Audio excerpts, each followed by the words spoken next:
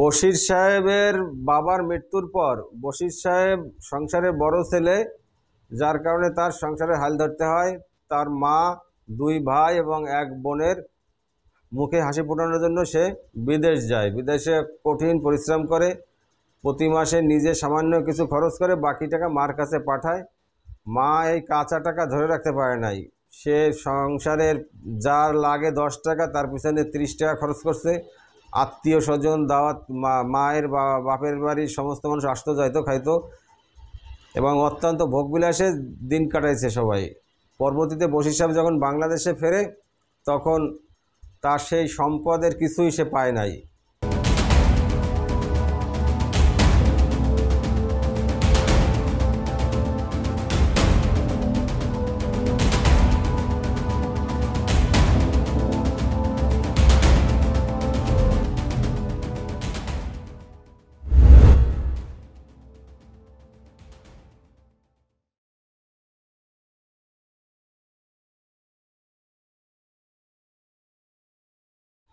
আসসালামু আলাইকুম, আশা করি আপনারা ভালো আছেন।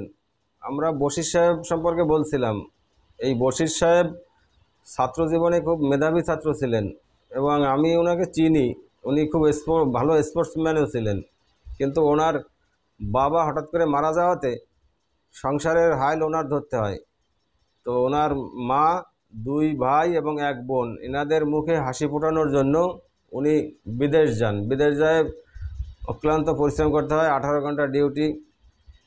উনি কোনো রকম যা টাকা পাইতো নিজের খাওয়া বাদে সব টাকা মায়ের কাছে পাঠাইতো এবং মা এই কাঁচা টাকা পায় ঠিকমতো টাকাটা ধরে রাখতে পারে না। সেও বিলাসী জীবনযাপন শুরু করলো। তার আত্মীয় স্বজন আসতো বাড়িতে, খাওয়া দাওয়া, এই কেউ বিয়ে দাওয়াত দিলে তারে সোনার আংটি দিত এবং তার বশির ভাই সাহেবের বোন এবং দুই ভাইও খুব রাজকীয় স্টাইলে চলতো। এইভাবে বশির সাহেবের টাকা পয়সা যা পাঠাতো সব খরচ হয়ে যেত। বশির সাহেব তার বোনের বিয়ে দেয়, অনেক টাকা পয়সা খরচ করে, ভাইদের লেখাপড়া করায় এবং মায়ের একবার কিডনিতে পাথর হয়, তারও চিকিৎসা করায়, আরও অনেক চিকিৎসা করায়। মোটামুটি বশির সাহেবের জীবনের সমস্ত টাকা সব ভাই বোন এবং মায়ের পিছনে ব্যয় করে। এরপরে বশির সাহেব তার পিতার রেখে যাওয়া জমির পরে 4 তলা ফাউন্ডেশন দিয়ে 1 তলা কমপ্লিট করে বাড়ি করে, ভবন। বশির সাহেব তো আবেগী লোক, ভাবছিল সবাই মিলেমিশে থাকবো।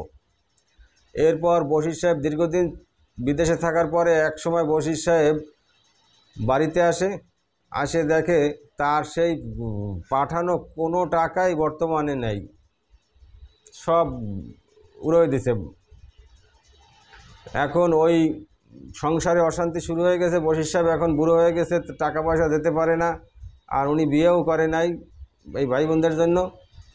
এক পর্যায়ে সংসারে অশান্তি হয়, তখন বশির সাহেব আবার বিদেশ চলে যায়, যে আরও কিছু টাকা পয়সা আয় করবে। এরপরে এই মা এবং বাকি দুই ভাই এবং বোনেরা মিলে তাদের যে পিতার ত্যক্ত সম্পত্তি যে অংশটা পায় সেটা বিক্রি করে দেয়।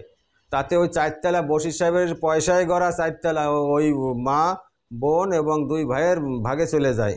থাকে যে বশির সাহেবের ভাগে যেটুক এই পাশে ফাঁকা জায়গা, ওইটুক বশির সাহেবের জন্য রেখে বাকিটুক মা, দুই ভাই এবং বোনে বেচে দেয়।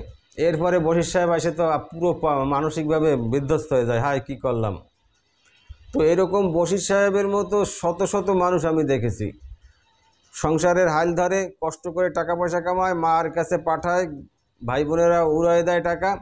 পরবর্তীতে যখন উনি বার্ধক্যে বাড়িতে বাংলাদেশে ফেরত আসে, তখন যাদের জন্য উনি উৎসর্গ করছে জীবনটা, বিয়ে শাদী বন্ধ করে নাই, সমস্ত আয় ভাই বোনের পিছনে ব্যয়, সেই ভাই বোনরা তখন কাল সাপ হয়, তখন তাকে ঠোকরায় বিষাক্ত সাপের মতো।